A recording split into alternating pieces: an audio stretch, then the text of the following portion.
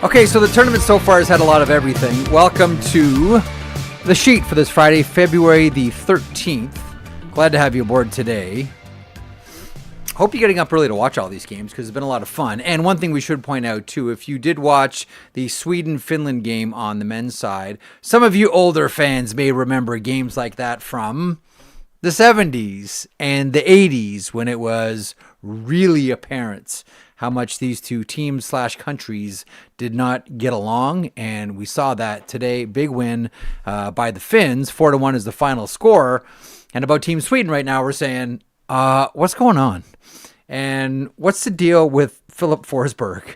Or more specifically, Samuel Hallam, the head coach of Team Sweden. What is the issue that he has specifically with Filip Forsberg?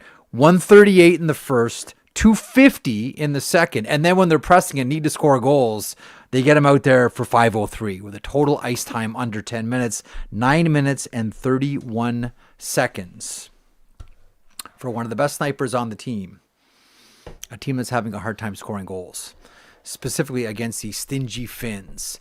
And that game was a lot of fun. That game was, it may have a cost attached to it. We'll see. We're still waiting to see an update on Nico Mikkola, who blocked the shot and split. But the big UC Saros, by the way, for the Finns, just outstanding this morning. 34 save performance. He was fantastic today. Philip Gustafsson, 20 saves. He faced 23 shots. So Group B is turning out to be the fascinating one, hey? Like Group B has turned out to be the interesting one here. Slovakia, by the way, it was close, but they beat Italy by a final score of 3-2. Good on the Italians, right, for hanging in there in the first couple of games here. That's been great. France had a little bit of life against Czechia. By the way, Zach, did you not have this? What is this, like U10 moment when you saw Czechia shorthanded with a 3-on-0? That was the game there. Yeah. I'm sorry. Beautiful passing play. Matej Stransky with the ended up scoring for Czechia there. But like as you're watching, when's the last time you saw a 3-on-0 shorthanded? Like when you get to the rundown here in a second, one of the craziest things I ever saw in hockey was the Oshawa Generals. Gee, I can't remember who they were playing. It might have been Peterborough.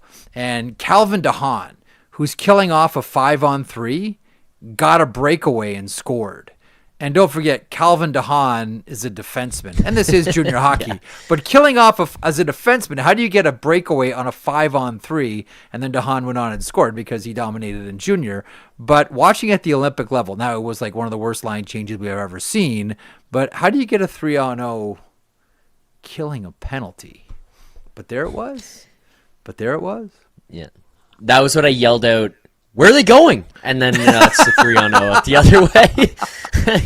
Quick up and boom. And oh, jeez. If there's ever a way, because I think that was 30 seconds left in the second period, right? Approximately 30 seconds left. Yeah. Like, if there was ever a time to give up a 3-on-0 shorthanded, it would be with 30 seconds left in a game that you actually had life in, because as soon as that happened, to your point, like it was oxygen sucked out of that team. You could tell that was just kind of the defeating moment. The goaltender probably ready to kill everyone on the ice in front of him. And you know what? Every witness would have just tied their shoes. I didn't see anything. No, I didn't see anything. No, nope. I don't know what happened. Yeah. Just like full on. I'm not going to be a witness here. Let him do what he needs to do. That was crazy town. Yeah. It's been fun. Tournament's been good. And now you got to go in the room and look at each other. Yeah, it has been a lot of fun. That's one of those. I don't know if you've ever had this before in hockey. I'm going to ask Cassie. There have been, like, my kids have had times where they've had coaches that after a really bad performance by the team, he's made the whole team go and apologize to the goaltender. Did you ever have to do that? And I would imagine that no. Everybody on that French team would have to go and like apologize to the goaltender after that one. That was vicious. Just vicious. I could see that. You don't want to see as a goalie. Welcome to it. All right, the Blueprint powered by FanDuel. Download the app today and play your game on FanDuel. Coming up on the program as the Olympics continue, both on the men's side and the women's side as well, Dave Pagnotta will join us on vacation, by the way, where the only ice that he's surrounded by is in his glass. But nonetheless, Dave making time for everybody here at Daily Faceoff. Pagnotta stops by. Coming up, we'll get a couple of NHL updates, as even though it may be the trade freeze right now, it ain't no talk freeze between general managers. We'll get the latest. Also, on site in Milan for the Milan Games, Cassie Campbell-Pascall will stop by. There was a Marie-Philip Poulin sighting today. She's on the ice, skating again. Playing on a line with Daryl Watts and Sarah Fillier. We'll get Cassie's thoughts on that. And also on the men's side, and even though it'll only exist for a couple of hours until the game starts, we should do a little bit of a preview of Canada versus Switzerland. That is on the horizon.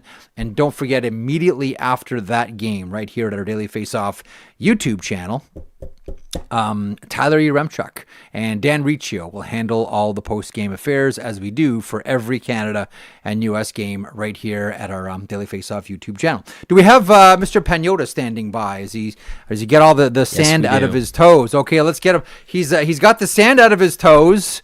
He's probably got one of those like deep, rich Mediterranean tans too. That it's February, and look at, oh, buddy, you got the look, the slick back hair. The tan forehead and nose. Oh man, meanwhile we're just freezing here, but enjoying ourselves watching Olympic hockey. First of all, how much of a time difference is there from where you are to Milan? I'm on Eastern time, so 6 hours. 6 hours. Oh, you ahead, are? so, Okay. Yeah, all right. Yeah. Jamaica, good time. Managed to watch the game yesterday, the Canada game. So going to do it again today by the pool. We had a crowd around us yesterday, so we're going to get another crowd today. Yeah, I was going to say, paint that picture, because there'll be Canadians there too that want to watch that game. Yeah. Are you watching at the bar pool side? Are you watching in the pool, by the volleyball courts on the beach? Where are you watching these games? No, bar side by the pool, bar side / pool side.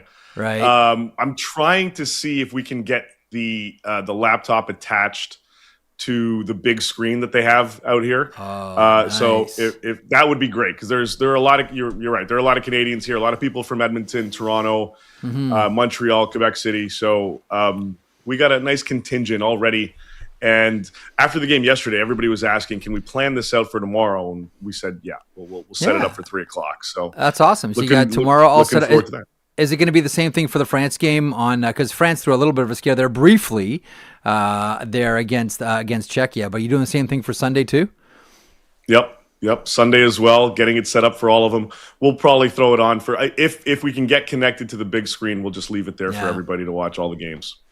Okay, so I want to get some NHL stuff in here, because we've been focused so much on Olympics. And listen, as I framed it off the top of the show today, it may be a trade freeze, but it ain't no talk freeze between managers, and we'll get there in a couple of seconds. Any managers, by the way, in Jamaica right now? You seen anyone on the beach? Not that I've seen. Around? No, okay, all right. Not that I've seen. Couple NHL guys and couples and whatnot rolling around, but none on the management side. Okay, good. They're busy. They're focused on the Milan Games. I get it. Quick thought then. What did you take away from that game yesterday for Team Canada? I mean, it really was it was puck on a string. And the one thing, I was talking to someone from a team who said, it's really interesting how this Canadian team. One of the things that players will respect and coaches will as well, how they really keep the puck in really safe places for them. And it's easier to do against Czechia perhaps than it is to do against the United States. But nonetheless, Binnington with the shutout, all the big boys are showing up for Canada. What did you take away from game one in advance of game two here this afternoon? Yeah, honestly, Jeff, I couldn't think anyone would have asked for a better performance overall. It was top to bottom, just solid hockey. They didn't over-dominate. They just played a sound game. And yeah, Binnington stood on his head when he needed to. The D-core did what they needed to do as well. I thought Doughty and Harley, I thought those guys were great. Parayko, his body was being utilized when he needed to. All four lines were rolling, as much as those lines needed to. And I like the trios that are put together, because you've got a little bit of everything on all of those lines. Familiarity a little bit anyway with Stone and Marner. And then, of course, Sid in the middle. You've got the immediate chemistry that we saw in that first game between McDavid and Celebrini was amazing with Wilson on the wing. Just overall, the overall performance of that team, for me, defensively, offensively, in net, little areas, the vision that was exploited in the right way for all of the playmaking guys. Like it was just an overall top excellent performance that, again, I don't think we could have asked for anything better from the Canadians. There was one moment, sticking with Sidney Crosby here for a second. There was one moment where I thought of Chris Kunitz. And it was a zone entry with Crosby's line where he enters the zone and flips a backhand to Marner, who's clearly not ready for it. And as we all know, like, nobody plays on his backhand better than or more than Sidney Crosby. It's like his main calling card. And Kunitz could read Crosby on the backhand like nobody else. Like, that was his superpower. Kunitz knew how to read Crosby's backhand, and that's what made those two work so well. And I was saying to myself, like, at that moment, because Marner played it kind of like a bag of toys, was really turned into like an awkward entry for Canada. But I'm thinking to myself, that thing is hand to glove if it's Chris Kunitz on the left side there. But nonetheless, what did you make of the Crosby line start of the game, and maybe the play of the game was the backward sauce pass to from Mitch Marner to Mark Stone? Good insight. Good Lord, what a play! That was. Yeah, a thing of beauty on that one. I mean, look, that line, again, the chemistry that there's familiarity with Stone and Marner this season. And just on that play that you were explaining with Sid, I think it's just a reminder for Mitch Marner to be a little bit more cognizant of just how that play may develop. It's one game in, whatever, and didn't really, didn't do damage and didn't hurt him. So, but just a little reminder that, I'm still playing with arguably, one of the best players, if not the best player still overall in the world, in Sidney Crosby. So just to remember those kinds of things. But look, I like that line. I like the execution. I like the speed that was brought out with Mitch kind of coming in, that play and that pass over to Stone, just cutting to the net and then just delivering that seamlessly and almost effortlessly to Stone to finish it was fantastic. I liked everything that I kind of saw from them for the most part. I like the fact that, you've got a little bit of, you can interchange a little bit. They didn't do it too often, but you can interchange Mitch and Mark Stone on both sides kind of coming in. They can cross over if they need to. Sure. I like the overall execution of that line. I like, honestly, I mean, everything that I saw from these guys, even on, McKinnon's line as well. They were pushing, you could see it a little bit, internal competition. The first three lines got rolling and they scored, and then you see McKinnon's line trying to, get going a little bit as well. And they started to, as the game progressed, try to create a few more opportunities for them to bury the puck. And eventually, I can't remember, I think it was the power play goal where they ended up, or at least he got in on that. So again, I liked it. We'll see what happens today. The Swiss aren't going to just roll over. Nope. It's going to be another hard competition for Canada, but we'll see kind of, how this goes. Did Jordan Binnington, last question, and we'll get on to NHL. Did Jordan Binnington earn the job with Team Canada yesterday? Because it looks like Logan Thompson is going to go today against Switzerland. I don't know if there's anything Logan Thompson can do to take the net away. If you're basing it on like, okay, games 1 and 2, we're going to let the goalies fight it out. I mean, does Logan Thompson have to score a goal? Like, what has to happen here? Like, Binnington threw a donut at Czechia yesterday. If you're Logan Thompson, you're like, what am I going to do here? Like, even if I get a shutout, he gets it sort of by default for last year. What, does he got to join the rush? Does he got to line up on the power? Like, what does he have to do? Like that, yeah. And I mean, it was just, you heard Coop after the game just being like, we made that decision to start Binnington 358 days ago. Yeah, so... that like the level of comfort that they have and confidence that they have in Jordan Binnington in these moments, that's the reason why he's the guy. I mean, my only critique out of his performance overall was maybe play the puck a little less when you're, and I think that'll happen when you're playing against the States or whomever else, Sweden, the Finns, and whatnot. Although Sweden, I don't know what's going on there, some internal battles. Oh, I want to get there too. I want to get there too. Yeah.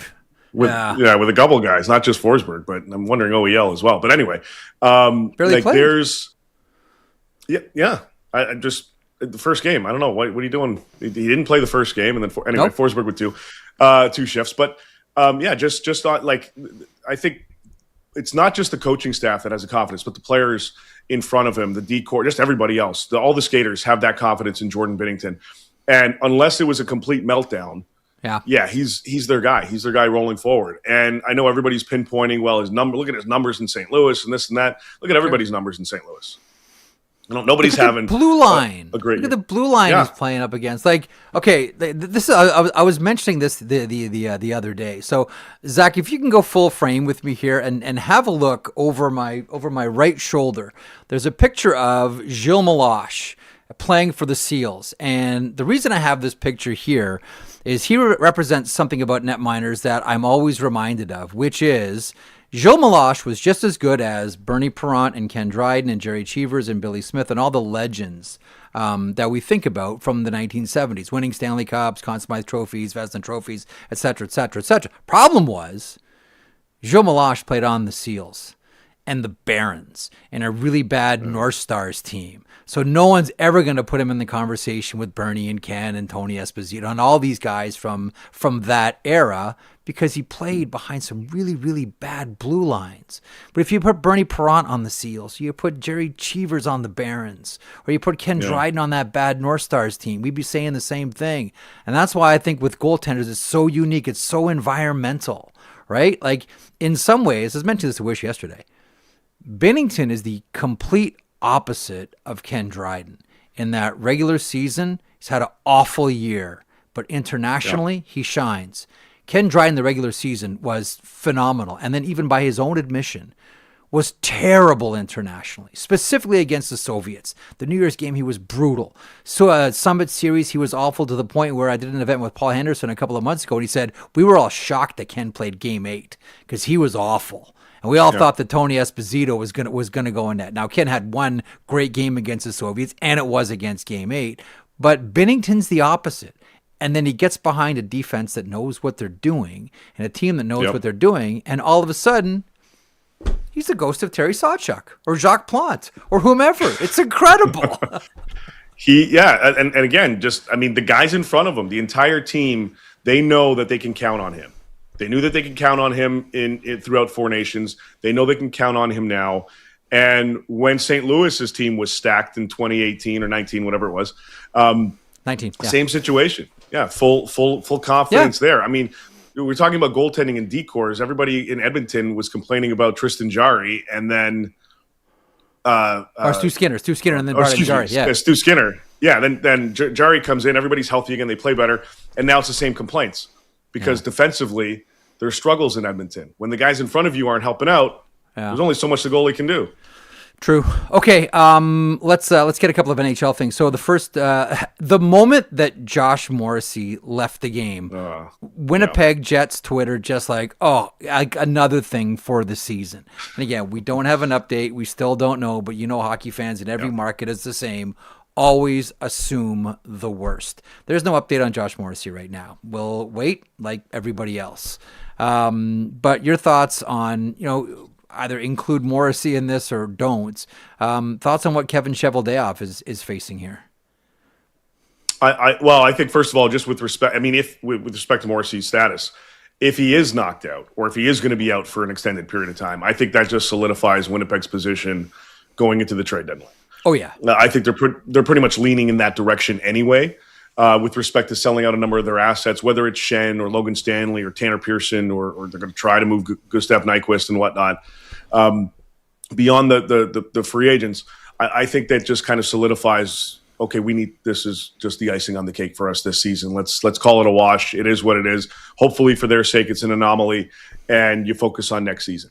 Mm-hmm. And I think that's the final nail in that coffin. If Morrissey isn't out, I don't really think it's going to change too much, for the Jets side of things. So they've already had those conversations. They're going to continue to have those conversations, be it now and going into into March for a number of their guys. They're going to by all accounts sell those pieces. But the fact that they offensively it's been a challenge for them beyond that first line. And that's still something that Cheveldayoff and the staff in Winnipeg want to address at some point. Whether they can pull that off before the trade deadline or not, we're going to have to wait and see. But they definitely want to bring somebody in to stabilize that second line with Cole Perfetti in place. So we'll see kind of, what they end up doing. This might be something that happens in the summer, but either way, this is an area that they feel needs to be addressed going into next season. Toronto Maple Leafs. Austin Matthews scores yesterday on the power play for USA. William Nylander fires one off the post. William Nylander, we should mention as well, not practicing for the Swedes. We suspect strongly. No, not ideal. I mean, to your point about Josh Morrissey, like any injury at the Olympics for one of their big guys, that pretty much, I mean, I don't think the Maple Leafs make the playoffs anyhow. I just think that they're too far back, too many teams. Same thing for the Florida Panthers. But nonetheless, any injury to the big boys here, that pretty much solidifies what Brad Treliving is going to do.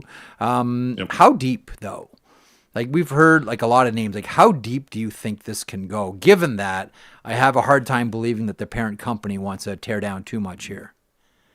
No, I agree with you on that one. I don't anticipate that being the case. But I do think there are going to be some cosmetic changes, and I do think there are going to be others that are going to be a little bit more aggressive in that front. And I don't think, I think they're going to have a conversation with Morgan Riley. I don't think it's going to be now. I could be wrong. I don't think it's going to be now. I think it'll be once the season concludes that they're going to go back to Morgan Riley and say, we've got to do something bold here. Will you consider a move? He's got the full no trade or no move, whatever it is. Yep. He's got control, basically. I think that's something that will eventually happen. If they miss the playoffs, then that's likely to happen in the summer. And he controls it. So they can ask him, and he may say no. And I believe they had a loose conversation at the end of last season about it. Obviously didn't lead to anything other than him staying and trying to ramp up his offseason training. But I do think that they're going to take a look at a number of different options. I think teams started poking around on OEL. I don't know how much of an appetite the Leafs have to actually do that. He's been their best defenseman this season. But if somebody's willing to pay a premium, I think they consider it. I think there are going to be some other players as well. Like, they have to make a decision, I think, first and foremost on Bobby McMann. Is 5x5 realistic to hold on to him? And do they want to do that versus try to recoup an asset? Can they get a first-round pick and maybe something else for him, out there? But the options, to some degree, are limited. So there's that. I think Simone Benoit is going to be somebody that some teams are going to have interest in and have a conversation with. And I think Tree's going to continue to kind of dangle some other pieces that he's done before, be it Carlo, Max Domi, Matthias Michelli, and so on. I think there are going to be some tinkering that needs to be done with this roster, because keep in mind, I also think that Dakota Joshua, the anticipation is that he'll be back after Olympics. So they're going to fill some holes with some of their guys that are banged up a little bit. But they're going to have to take some serious thought into kind of augmenting this roster a tiny bit going into next season, going into the summer to make some more bigger changes into next season. The one thing, though, and we've seen this countless times from various regimes with the Toronto Maple Leafs. One of the issues is, we're gonna retool this thing on free agent day and free agency, and there's all the rumors about like, if he gets there, Leafs are interested in Darren Radish, for example. To which a lot of people look at that and say like, yeah, why not? He's arrived. He's finally had the good season. He should get the JJ Mosier contract, et cetera, et cetera, et cetera. And correct me if I'm wrong here. Sane teams that win, that are built long term, don't look at Darren Radish and say, we got to get him on July 1st when he's $5 million. They say, we got to go find the next Darren Radish. Yes. We got to go. Those guys exist in the American Hockey League. How do we find them? As opposed to let another team develop them and then we pay for them if you're the Maple Leafs. That's one place. And listen, we just saw this with Fraser Minton. I hate to keep going back to the Brandon Carlo deal, but like every time you see Fraser Minton, like honestly, Dave, what do you think? Like he's getting better and better and better and better and better. And shift in, shift out. Every Maple Leafs fan is just like, the dagger goes in a little deeper. The dagger just goes in. Like, you had that guy. Yeah. It's the constant story of the Maple Leafs. Yeah, and Well, and that's why with Bobby McMahon, for example, they had other situations where they helped the guy develop and they helped the guy grow, and they didn't want to spend that mid-tier money to keep those pieces. Zach Hyman, and as a prime example, and there are others. So that's a guy to me that if the price tag is 5 times 5 or in that ballpark, based on what he's done, based on his positioning on the roster, and how versatile he can be, it's a tough. I'm losing my words. It's a tough spot for them to be in because I think they got to keep him. Personally, I think you got to hold if that's the ballpark price tag. Because the other thing too, if you are looking at free agency, who else is available, right? Like all these other teams, to your point, that's saying, with respect to, we've got to go after Darren Radish. Well, all these other teams are looking at Bobby McMahon going, well, we need to go after him because nobody else is going to be available. Everybody else has signed. Totally. All the other big pieces have signed. You've got, right now, Alex Tuck and Nick Schmaltz leading the offensive charge, or the forward group, I should say. Yep. There's 32 teams. The options are limited. And then from the Leaf side of things, keep him, move out some other pieces, and develop some of your guys to find those next pieces, because you're going to be up against the cap. You need to find those sweetheart contracts that work for you. You know what's interesting about the other 31 teams as well? I checked. They're all allowed to try too. I've checked. Yeah. I've checked a couple. Right, exactly. I check every now and then. Like, are the other teams still allowed to try? Like, oh yeah. Oh, okay. Yeah. Gotta keep remembering that. The other confirmed. Yeah, confirmed. Yeah, they're allowed to try. Can you confirm anything about Calgary and what's going on there? I mean, the two biggest names, Kadri and Coleman. I wonder about even someone like Mackenzie Weegar though. At the same time, anything cooking with Cal? Well, let's get back to ice in the glass, not ice, not ice on the ground. Here in a couple of seconds, sand in your toes. What's happening with Calgary? Well, the mango and white rum, same color, by the way, orange. It's great. The Flames. I think there are going to be some. I think there's more movement coming. Yep. Before his injury, there was a lot of smoke around Blake Coleman. A lot. Mm-hmm. To the point where I would be surprised if he's not moved by the deadline.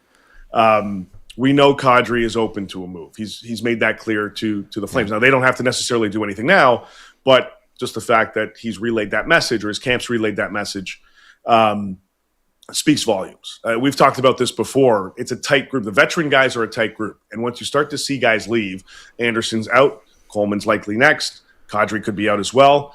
If you're Mackenzie Weegar, you're sitting there going, what am I here for? Where'd everyone go? Yeah, exactly. I got 5 more years of what? And that's why these other teams are going to start poking around on him. Ryan Lomberg's another guy, pending UFA, that a lot of teams are going to look at. Really, the only name right now where I haven't heard too much around is Sharon Govich. And a bit of an off season for him. Yep. But just in terms of teams kind of poking around, I haven't heard too much on him. I'm not expecting anything. But the other guys, I am. And with Huberdeau done for this season, and the expectation and likelihood that at least one more big name is out of Calgary by the March 6th deadline, they're going to be some other changes that'll follow suit in the summer, I've got to believe, and some teams believe that as well, where whatever happens at the deadline, unless Craig Conroy completely cleans house right now, whatever doesn't happen at the deadline, I should say, is likely to happen around draft time in July 1. Excellent. You're there with Nick, correct? He's somewhere floating around. So whenever, and I've been on the road with Nick a couple of times, not as much as you, but I always give him the same advice. I'll give you the same advice today. Make good decisions. All right, Dave, you get out there and you go make some good decisions tonight, okay, buddy? I will. I don't know if he will, but I certainly will. Tell Nick that you're talking to Marek, and he said, hey, Nick, make good decisions tonight. Knowing full well that he will not. All right, you be good. Never does. Enjoy the sand in the toes. Take care, pal. Thanks, buddy. See ya. There he is, Dave Pagnotta from the fourth period, DFO Insider 1/2 alongside Irfan Gaffar. DFO Rundown Insiders Edition Wednesdays at 3 o'clock Eastern.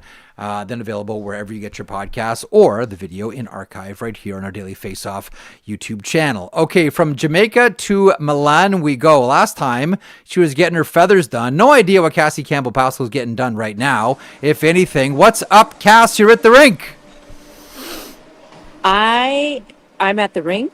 My feathers have been done. I think you can see. Nice. Very good. I'm going Sharp for the look. librarian look. I'm going for the librarian look tonight. You and me Cheryl both. Pounder told me I needed a gala dress with the look of my hair, but I leave it to the wonderful hair and makeup people because I barely know how to brush my hair. So what you see is Yeah. what you get. No, I get it too. It's like it looks like I'm, dragging a squirrel or a pork chop through my hair. And my wife is always like, "Do you have a mirror, Jeff?" Hey, speaking of You guys are shit, so lucky, though. You guys why? are lucky. It takes 10 minutes because it takes 10 minutes. Oh I no, had to I sit in know. the hair and Trust me, makeup I chair for know. an hour. Like, Well, I don't know if you you know. know this. Like our industry has an open door policy on ugly guys.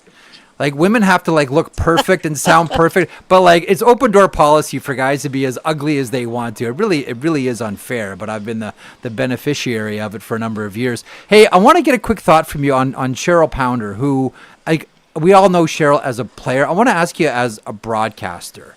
Because when you look at like her ascent, and I can remember when she first started and some of her first few shows on TSN, from then to now, holy smokes! Like, did you ever think know. like that one day Pounder had to enter to be like that great on television? She's awesome. I did. I did. You know why? Because she works and she Yeah, watches. And, her and I, obviously have been teammates and friends for a long time. And yeah, when she first started out, she would reach out. And she was picking my brain. How do we do this? What's this? What's that? And yeah, I had no doubt in my mind. I'm so proud of her and what she's been able to it's great. accomplish. Love being on this panel with her. And honestly, we've been having a great time. Like the two of us are doing men's and women's hockey, as you know, Yeah, and not that we want anyone to feel sorry for us because we're very grateful for where we are. But it's been a grind and just going back and forth and, it is. flipping your brain. And but yeah, I'm really, you know what, I'm absolutely honored that there's two women on this panel, and I'm honored that it's me and her. Yeah. Um, because she was a great teammate. She's a good friend, and it's been special for me. I'm not gonna lie, to go back to my roots at CBC, and then to go Yeah. back to my roots with her too. So it's fun. Nothing but fond memories. You and me both about CBC. So quickly, your thoughts on a 29 sighting today. Marie-Philip Poulin on the ice as an entire country can finally exhale a little bit. Correct me if I'm wrong. She was on with Daryl Watts and Sarah Fillier. It sounds like that could be the line here. How much should we get excited about Marie-Philip Poulin based on what you saw today with her? Well, I think even her at 50% is pretty phenomenal. Yeah. Obviously, I think as you go through the quarterfinal against Germany, I think you play her as usual, and then you hope to get up early, and then maybe you can rest her a little bit and see how it goes. I think, she practiced today, and obviously a game situation will be much different. But she's the fittest of the fit, the strongest of the strongest, and if anyone can play through an injury, it's her. Obviously, it's a big boost for the team to see her on the ice. It's important. And I love that line of Sarah Fillier and Daryl Watts on her flanks. I watched them play arguably their best game against Finland, and it wasn't even just about points for me for them. Yeah. I love that they're showing some tenacity. They're in people's faces. They're checking people well. And that's the element of their game that I think is going to take them to the next level. We know how offensively gifted they are, but when they start to figure out, you watch Marie-Philip Poulin on the back check, you watch her on the forecheck, you Yeah. watch her win battles, and they're really starting to figure it out here, and that's good news for Canada here going down the stretch. I was going to say, what kind of game were you looking for from Canada against Finland, given what happened against the United States? We're going to get there in a couple of moments. But what did you need to see from Team Canada against Finland yesterday? Well, I think some balanced scoring, get some confidence going again. Honestly, I can tell you as an athlete how quickly you do forget about that U.S. game. However, it still sits in your heart. The disappointment still sits in there. It still motivates you. But I think it was important to get Jennifer Gardner on the score sheet, get her Early. going. She was so great at the World Championships, and get her going. Kristen O'Neill to me has been lights out, and not just the offensive side of things, but she's really provided a lot of energy, and that game just, I think, brought some confidence back. And now, honestly, Jeffrey, it's a new tournament. The quarterfinals start. Anything that has happened this year or at this Olympics, it really doesn't mean anything. It's like you get to start fresh, and if you're not feeling confident as far as not getting the points that you thought maybe you'd get, it doesn't matter. Nothing matters. It's team first mentality from here on in, and Yeah. I got a better glimpse of that against Finland than I thought I saw versus USA, where I thought their bench looked really depleted. So it's good just to get some confidence back for sure. One of the things, let's get to that U.S. game, and I want to get to Abby Murphy in a second, but one of the things that, and you can talk to me as a hockey player about this. I mean, I'm an expert from my couch, Cassie, as you understand. But, every You're time. pretty good. Anytime I fake the funk. So, anytime I see a team go offside, as much as I saw Canada go offside against the U.S., I say to myself, they are completely out of their comfort zone. Whether it was Natalie Spooner with that one little extra move, or some like really selfish entries, ignoring what's around you. It just seemed like Canada was just like off, and you saw it on the entries. How much do you as an athlete read into this team can't stay on side? They're really uncomfortable right now where they're like how deep the water is where they're playing. You know what I mean? I think I can say this and know 99.9% that during that game, the U.S. were in the Canadians' heads. Now, they have time to kind of refresh and regroup, but during that game, I think you got to tip your hat to the Americans. They were unbelievable. I mean, they were sharp. They finished. They were relentless. That to me that was the best game that I've seen them play all year. And yet, they were still dominant against Canada in the rivalry series. For Canada, though, that wasn't very good. You have another level individually as a group. So you draw from the positive of that. And you really just got to wash your hands from that game. Your coaches are going to dissect it, and they're going to tell you the things that you need to know. But I think mentally and physically, we just weren't there. And I don't know if it was, the whole norovirus thing to start the tournament, and then you lose your best player and your captain and the emotion of that. There just seemed to be a lot of other things going on in the heads of the athletes rather than just that game. So you just park it, you just wash it away, you learn from it, and you move on. And that's the thing. We saw the USA's best, and we saw Canada's worst, and that gives me hope. I'm not going to lie, as a veteran, but you got to get through the quarterfinals and everything else first. So Abby Murphy, I want to frame something one very specific way. Super highly skilled, and just miserable to play against. Like the Lamoureux were like awful. Like it's like there's no other way to put it. They were just miserable to play against. If you want to add any other American names here, feel free. But like there is a sort of consistency here. I mean, the Lamoureux and Abby Murphy, just nasty and miserable like players to play against. Now, I say that with full respect to all three of the players that I'm talking about here, and specifically Abby Murphy, who's just loaded with skill. She's going to go first overall at the PWHL draft. I would be shocked if she didn't. I think we all would.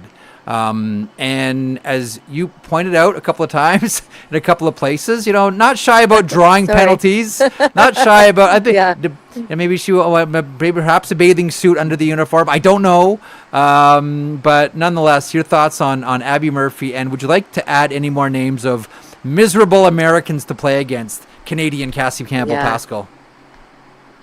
First of all, let me say, Jeffrey, that I have so much respect for Abby Murphy, and I would love her on my team at any time. Obviously not a Canadian team because she's American, but you get what I mean. Sure. Yeah. And I love her skill. I love everything about her game. And she's allowed to embellish. So she's choosing to embellish at times. Is it frustrating to play against? 100%. Do you want to knock her out sometimes? 100%. But you can play that game by not even acknowledging her. You can play that game that you don't have to give that extra shove in the corner like Blair Turnbull did. You don't have to give that cross check like Kristen O'Neill did. She wants you to play that game. I personally, I ignore her except for the fact that I need to check her and cover in the D zone and those types of things. And that's hard to do because she does it so well. and that she's gifted. Like Brad Marchand did it, and Sure. sometimes still does it to a certain degree. Um, but don't lose the fact that I respect this player very much because she is so Hmm. skilled and she can finish. But I think for Canada moving forward, if Canada and the U.S. meet in that final, you have to ignore her. She is just waiting to bait you in. And to be honest with you, this has been going on for quite some time. Other nations have complained about it. It's time that the officials, and we saw it early in the men's tournament where I think it was Nemitz that fell, and they didn't call the penalty and they didn't call the embellishment. I would love to see the embellishment called, Hmm. and even in the NHL sometimes I'm like, so you're going to call the penalty and the embellishment? Like, why not just call the embellishment? So it has to get called. It has to get noticed at some time, at some point, because it has been a few years now, and the officials have been told about it by many of the countries. It's not just Canada. Don't think it's just Canada because it's not. Um, but hey, she's effective and she's a great player. So you got to figure out how to channel your energy when you're playing against her. There's so many great young players on this team, and I wonder about turnover for Canada as well, and the Chloe Primanos on the horizon, etc. But on this USA squad right now, I haven't even mentioned Layla Edwards and that shot, just over Aaron Ooh. Ambrose, over Anne Marie and Renee Desbiens. Like what a shot, and just such a powerful young defender. Here's the thing: I was talking to Tessa Bonham about this yesterday. Okay, so the forwards are super speedy. Defense is outstanding. If you get by both, then you've got Aaron Frankel. Like, Yeah, where's the she's weak pretty good. spot? Where's the weak spot here, Cassie? Like, I'm trying to think, like, strategically, if you're Canada here, how do you beat this team? How? It's called heart.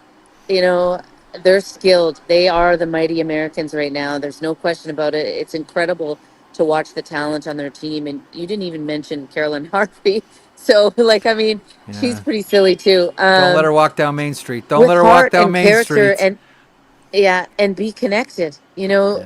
The thing with the Canadians is, and again, I don't want to jump too far ahead, but you have to play connected. You have to win your one-on-one battles. You have to play smart. Like, I look at a couple of the goals that they got, one where we had two defenders go into the corner. That's a mistake.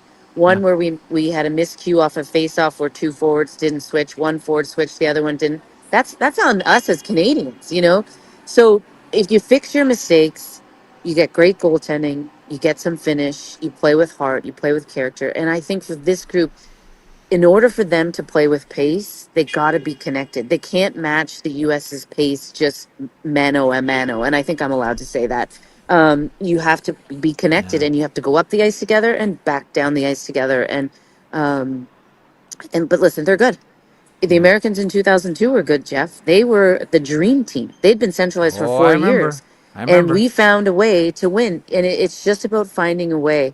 And it's funny. My husband was in Chicago at the AHL All Star game, and he was saying he was watching NBC or wherever he was. I'm not even sure exactly where the AHL All Star game was, but um, he he was saying he was watching NBC, and Angela Ruggiero was on the panel, and she said, "Hey, I don't know what." After that game, she was saying, "Hey, I think we beat them. 30, our record was 31-1." She goes, "I can't even remember that year." She goes, "But all I can tell you is I have a silver medal to show for it." And so nothing is Mm. done here. No one's won, no one's lost, no one's won medals, no one's lost medals, and there's still a lot of hockey left to play. It's going to be one if it gets there, and we all expect that it will. Some games in between, obviously, but Canada, U.S. It's funny too. We keep saying like, oh, finally, the world has realized, like on the men's side, that Canada, U.S. is the best rivalry in hockey. Women have been there forever. Like this is not a new rivalry. The women have been having this war for a number of years. Let me transition to the men's side here quickly. I know you got things to do this afternoon, but a couple of quick thoughts on. Not that you can pull everything out of one game, but what stood out to you from the Canada-Czechia game on the men's side? We had shutouts, we had goal scoring, we had great play. Canada flips the puck and keeps it in safe zones better than any team I've ever seen, at least in game Yeah. one. What did you take away from that game?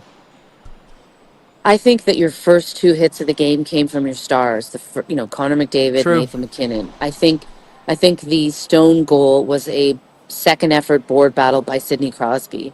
I think your stars led in ways, obviously offensively, and the points were there, but they led in other ways that makes the other guys appreciate the other roles. And, watching in commercial breaks, Brad Marchand would step over and he'd be skating around and he'd be patting Drew Doughty's pads. And, Nathan McKinnon, who Jeffrey, is one of the most intense guys and Oh often yeah. not warm and fuzzy while playing.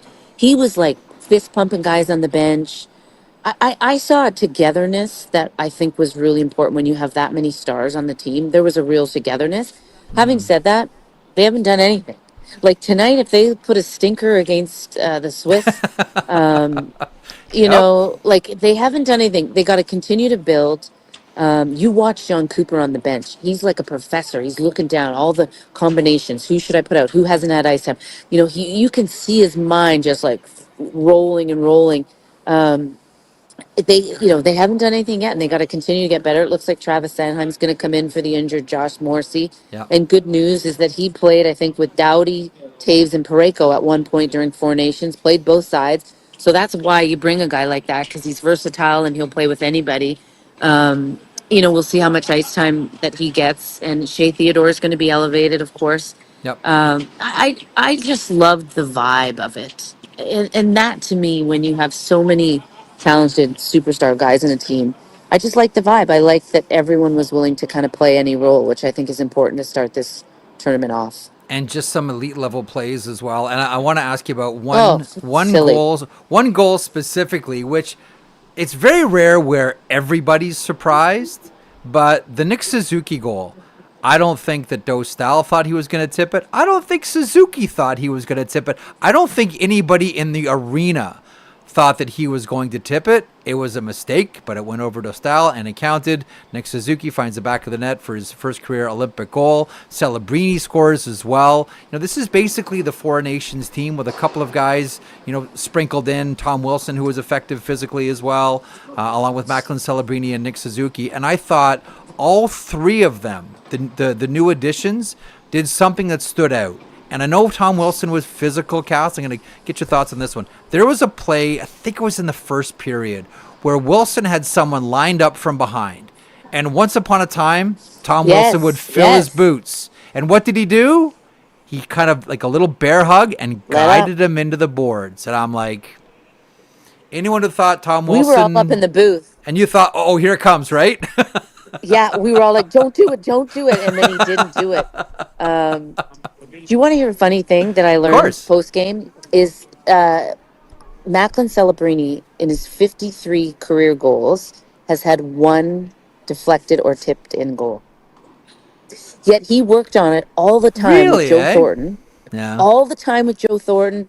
And, obviously the San Jose Sharks organization, Joe Pavelski, but he, lived with Joe Thornton. They would work on it in practice. And he's had one. And isn't it ironic, the work that he's put into it, the little amount of goals that he's had to do that way in the NHL, but then you're playing in your first ever Olympic game and the work pays off. And that's the stuff that people kind of don't see behind the scenes, is the work that these guys put in at their craft. And even Nick Suzuki, I debate whether he was trying to bring it to the other side and put it in far side, or if he read that the goaltender came off the post at the last second and he put it upstairs. Like, that's how smart these guys are and how ahead of the play they're thinking. And honestly, this is the fastest hockey game. It was faster than Four Nations. And Really, it's incredible. Yeah, I thought so. And I know Kevin Bieksa, I don't want to put words in his mouth, but he did mention that to us. He felt the same way, and he was actually there in person. So it was lights out. It was an incredible thing to be at. Fun to watch. I can only imagine what it's like being there. Cass, great to have you on again today. Great to catch up once again. Look forward to catching up next week. Enjoy the game today, and we will chat next week. You be well. Okay. Thanks, Jeffrey. Take care. There she is, the great Cassie Campbell-Pascall, joining us from Milan. Always appreciate Cassie hopping aboard today. By the way, hey, Zach, you'll like this one. And I'm doing this without fact-checking. This is all just based on a message from our buddy Jay Fresh. Bit of hockey history trivia for you. Sidney Crosby hasn't played a game without the captain's C on his chest since he scored the golden goal, 2010. 16 years and 1,250 games across the NHL and international play. No one comes close in the history of the sport. Wow. When would he have? When did he get the C with Pittsburgh? Because that's the other question. Like how long has it actually been both NHL and international? And here he is now. Wow, that's insane. And because they were talking about captaincies for, it was the Czech captain, and it's Roman his fifth Cervenka. Olympics. Roman Cervenka. Yeah. Cervenka, yeah. And I just thought about it. I was like, oh, 1 year how with the many Flames. would Crosby be at? Was too This fat. would have been Crosby's fifth if he had gotten it. Because I was trying to think back to when Cervenka would have been with the Czech team for his first time. This would be Crosby's fifth time with Team Canada had they not missed the two. And it would have been his fourth time wearing the C with Team Canada, which, I mean, that's Amazing, insane. That's a great one. Okay, a couple of things here. Post game today, Canada, Switzerland. Tyler Yaremchuk and Dan Riccio will handle our post game show right here at our Daily Face Off YouTube channel. So make sure to check out that one a little bit later on this afternoon here. All right. You ready for your shine spot, Mr. Sea Dog? I'm ready. One of my favorite hats, by the way. It's one of my favorite logos in all of junior hockey. The Sea Dog one is just so good. Okay, here we go. The sheet is powered by FanDuel. Play your game with FanDuel. It's the NHL season, and FanDuel is your home for all the action on the ice. From Blue Line to Bet Slip, we've got you covered all season with unique promos, live offerings, and more features to let you play your game. And as you're about to find out here in a couple of seconds, pithy little sayings from Zach. Missed puck drop, no sweat. Missed pithy comments from Zach Phillips, no sweat. With a live same-game parlay, you can build your bets up until the final buzzer. Download FanDuel Sportsbook today and play your game. Please play responsibly, 18 plus and physically located in Ontario. If you have questions or concerns about your gambling or the gambling of someone close to you, please contact Connects Ontario at 1-866-531-2600 to speak to an advisor free of charge. Zach Shakespeare, go ahead. Well, as everybody knows, coming up at 3:10 Eastern Time, which you should be tuned in for the post-game following that one. But the Canadians take on the Swiss, and a lot of people seem to be looking at this one thinking it's going to be a cakewalk for the Canadians. But I want to remind people it's a hungry team over there on the other side, and I think the Canadians will find a way to break their will and smack around the Swiss here tonight. Got Timo. You were right about the Timo Meyer. Okay. Tom Wilson, break their will. Nathan McKinnon, smack. I threw him in there. I did stomp yesterday with Tage Thompson, so I had to. Good. I was like, you know what? I could do Tage smack Thompson. with McKinnon. Tage Thompson, yeah. That's for Tage next time he fight. Next Nathan time he wins a fight. McKinnon. Yeah, exactly. Next time Nathan McKinnon lays someone out. Although, man, watching him go rhino at rhino with Gudis yesterday was fantastic. Holy smokes. That was cool. All right. Big boys. Yeah. And then $5 will win you $179.07 on this one. Chat says not bad. So okay, that was an okay one. Chat's okay with that one? Stuck to one game at a time here. The NHL ones are easier because I can go across a schedule. These ones I'm like trying to pick my way through one singular game, but that is it. Hang on a second. Hang on a second. Artists need frames. Artists need frames. The art stops, life begins. Artists need frames. So it's probably better for you as an artist, as a wordsmith, clearly, to have these narrow frames and not a field of 32 to choose from here. This is actually going to make you a better artist. Trust me. You know what? As I've always said, Zach, these aren't words that I use when I'm on the air. I think of them more as sound shapes because I'm a verbal artist. These are sound shapes that I'm playing with. And that's what's how that thing that you say? start. Oh, look, there's my navel. Yeah, oh, look, there's my navel. Oh, there it is again. Oh, I caught myself looking at it one more time. Oh, well. I want to end on this one, this picture of Charlie McAvoy. USA takes care of Latvia yesterday. 5-1 is the final score. Sandis Vilmanis before the break, of course, as we all know, catching Charlie McAvoy with a high hit. Some say deliberate elbow that should have been suspendable. I just thought it was a really nice touch here, a touch of sportsmanship between Vilmanis and Charlie McAvoy as he wears the bubble for obvious reasons. The reason I'm wearing this is you, dumb, but bygones be bygones. We're all just hockey players here. I just thought it was a nice touch. I don't know if you have a thought on that as well, but things getting cooled off a little bit here at the Olympics. You have a thought on that one? Yeah. I mean, nice moment between them to kind of hash that out, especially. The thing we never talked about, too, by the way, in the McAvoy situation was him putting out the tweet of his face and the video in slow motion. So awesome. Good. But it's tremendous. Well done. Just to say, hey, I mean, I don't know exactly what he said, and we'll have to hear from McAvoy on that. But for both of them to, I guess, say, hey, we're all good here. I mean, it's what it's all about. Yeah, remember how you compete and fight, but at the end of the day, you're good. Putting that out by McAvoy too just reinforces one point. I don't remember if you remember. Remember how freaked out? Well, certainly the Coyotes, but everybody in the NHL was when Paul Bissonnette launched his Twitter feed. How everybody I was a little young for lost like the their big picture minds. stuff, but they lost their minds about him like communicating online with fans.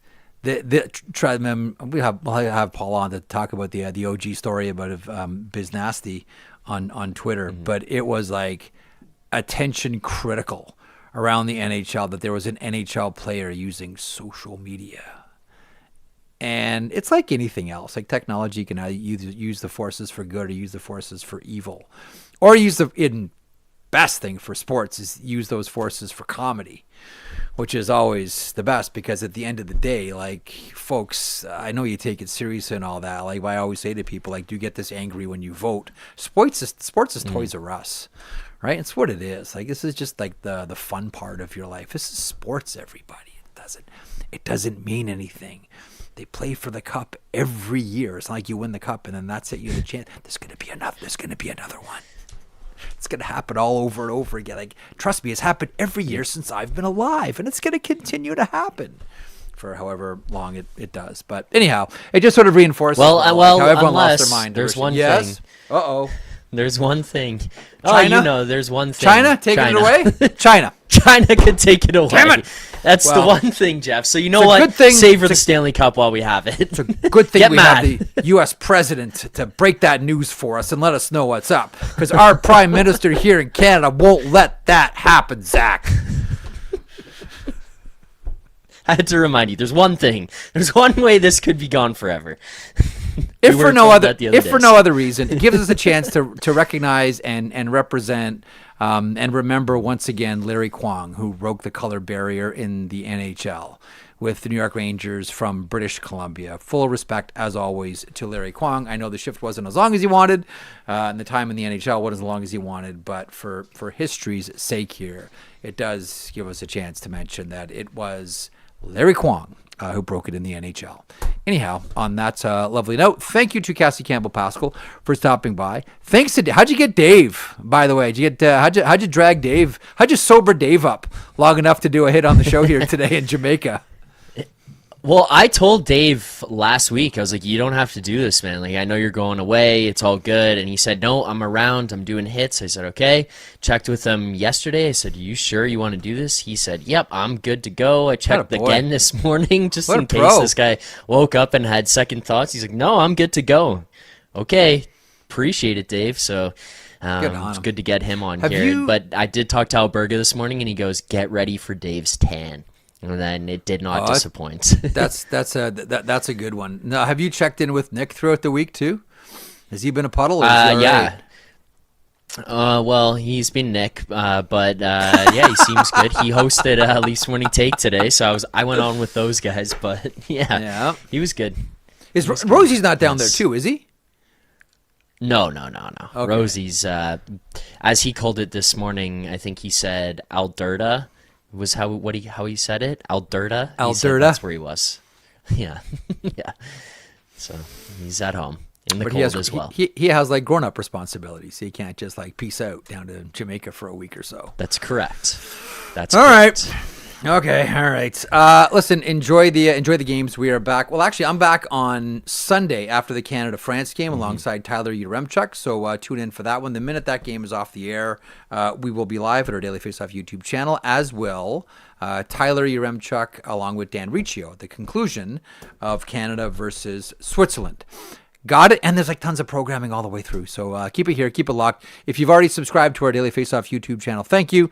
If you haven't, please consider doing so. Thanks to everybody listening at your favorite podcast platform or watching us here on YouTube. We appreciate the attention and the fact that you keep coming back.